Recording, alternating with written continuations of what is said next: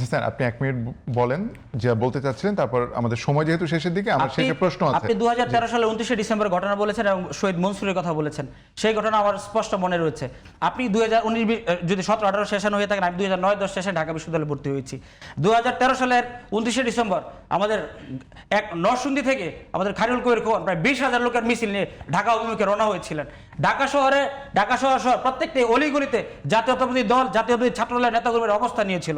আপনারা সারা বাংলাদেশের লোক এনে গুটি কয়েক লোক মালিবাগে আপনারা শুধু মিছিল করেছেন, এখানে একটি হ্যাঁ, এটা শুধু একটা ওয়ার্ডের মিছিল ছিল। মালিবাগে শুধু একটা ওয়ার্ডের মিছিল ছিল। ওখানে জানেন না, আমি জানি, আপনি জানেন না, আমি ঢাকা মহানগর উত্তরের সভাপতি ছিলাম, আমি জানি।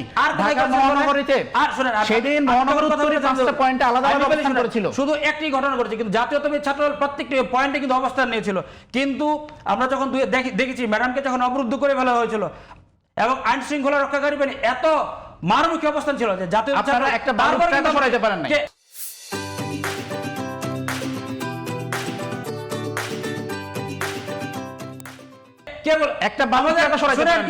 আমাদের মঞ্চ শহীদ হয়, আপনারা একটা বালুর ট্রাক সরাইতে পারেন না। আপনারা মিছিল নিয়ে বেগম জিয়াকে জেলখানা দিয়ে আসেন। 2 টাকা তালা খুলতে পারেন না, তালা আশেপাশে আপনারা মিছিল নিয়ে বেগম জিয়ারে জেলখানা দিয়ে আসেন। নেতাকর্মী যেগুলো মারা গেছে, একটা নেতাকর্মী সেভ করতে পেরেছেন আপনারা? সবগুলো যে ফাঁসিতে ঝুলে মারা আছে, কিছুই করতে পারেন না আপনারা। আপনারা শুনেন, দেখেন আপনারা শুনেন, আপনারা শাহবাগের দায় নিজেদের কাঁধে নিচ্ছেন কেন রে ভাই? আপনি শাহবাগের দায় নিজের কাঁধে নিচ্ছেন কেন? শাহবাগের না, আপনার নেতা সালাউদ্দিন কাদের চৌধুরী তো মারা গেছে। শেষ করতে হবে।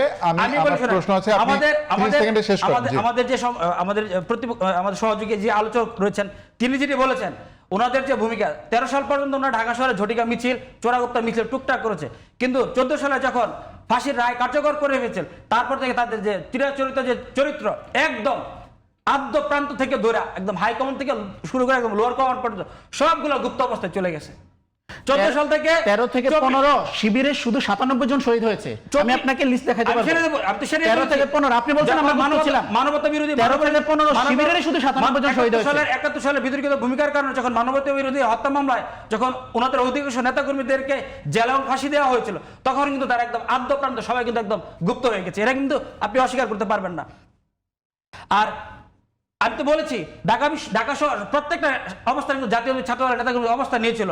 আমরা কিন্তু মিছিল করেছি, ঢাকা বিশ্ববিদ্যালয়ের শিক্ষক মন্ডলী তারা কিন্তু ব্যারিকেড ভেঙে তারা কিন্তু হাইকোর্ট পর্যন্ত গিয়েছে। আমরা কিন্তু হাইকোর্টের ভিতরে কিন্তু অবস্থান করতে আমরা পুরনো জিনিসটা আমরা শেষ আমরা কিন্তু এগিয়ে যেতে চাই। হ্যাঁ, এগিয়ে যেতে চাই।